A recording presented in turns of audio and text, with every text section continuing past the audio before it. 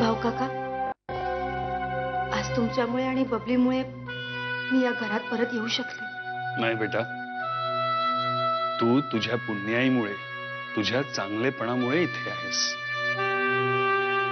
एक गोष्ट नेहमी लक्षात ठेव बेटा, माणूस जेव्हा चांगली कर्म करतो ना, त्याला कधी ना कधी त्याचं चांगलं फळ मिळतच. बरं मला एक सांग, बबली खिडकीतून गेली का?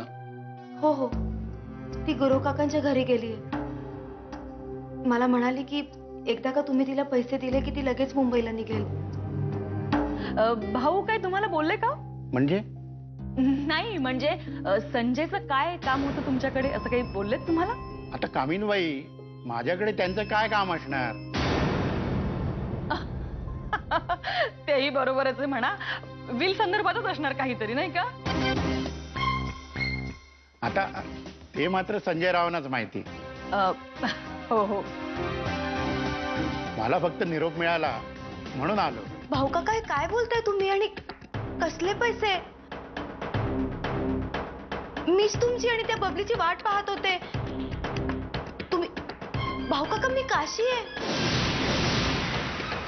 बबली मला चांगलं माहितीये, तू काशी नाही बबली आहेस. अहो भाऊ काका, मी खरंच सांगतेय, मीच काशी आहे. हे बघ बबली, तुझे या घरावर आणि संजयवर खूप उपकार आहेत. तुझ्यामुळे संजयचा आणि काशीचा संसार वाचणार आहे आणि काशीला याची पूर्ण जाणीव आहे. तुझ्या पैशांची सोय मी करतोय, त्यामुळे तुझे ते 10 लाख रुपये तू घे आणि इथून जा. अहो भाऊ काका, म्हणजे काशीने, म्हणजे माझा अर्थ त्या बबलीने तुम्हाला असं सांगितलं की मी... अहो नाही भाऊ काका, मी तुम्हाला कसं पटवून देऊ की मीच काशी आहे? आता तुला समजवण्याची काहीही गरज नाही. मी पैसे आणायला जातोय, थोड्या वेळात मला पैसे मिळतील. ते घ्यायचे आणि तू तुझ्या मार्गाला लागायचं. हे आता चित्राला आणायला गेलेत, पण यांचाच पत्ता नाहीये.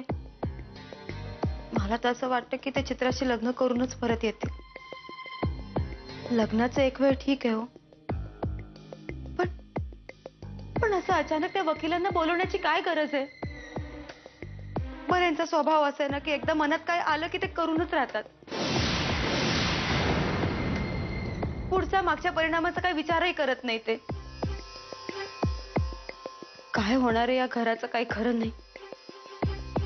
माझी आई बिराईकडे फक्त एवढीच प्रार्थना आहे, हे जे काय निर्णय घेतील ना, त्याने फक्त सगळ्यांचं भलं होऊ दे. आता आत काशीताई जे काही बोलल्या ते तुम्हाला का खरं वाटत नाही याचंच मला आश्चर्य वाटतंय. मला तर त्यांच्या डोळ्यात खरेपणा दिसत होता. गुरु, तुम्ही खूप भोळे आहात, म्हणून तुम्हाला तिच्या डोळ्यातल्या पाण्यात काशीची प्रतिमा दिसली. तरी पण मला वाटतं भाऊ... अहो तुम्ही नका वाईट वाटून घेऊ. मी चांगलं ओळखतो त्या बाईला. 12 घाटचं पाणी प्यायलेली आहे ती. लोकांना हातोहात फसवण्यात पटाईतही बबली, आणि स्वतःचा स्वार्थ असल्याशिवाय कुठलंही काम करत नाही. आता तुम्ही फक्त एक काम करा, तिच्यावरती बारीक लक्ष ठेवा. कारण मला जर पैसे आणायला उशीर झाला तर हिने वाड्यावरती जाऊन तमाशे नको करायला. कारण या बबलीनी मला तशी धमकी दिली होती. आणि तसंच काही वाटलं तर मला लगेच फोन करा. मी काय म्हणते, असं अचानक वकिलांना बोलण्याचं काय कारण ग? आता यांचं चित्रासोबत लग्न होणार आहे, तर चित्रा यांची दुसरी बायको झाली तर तिच्या भविष्याचा विचार नको का करायला, असं काहीतरी ते बोलत होते.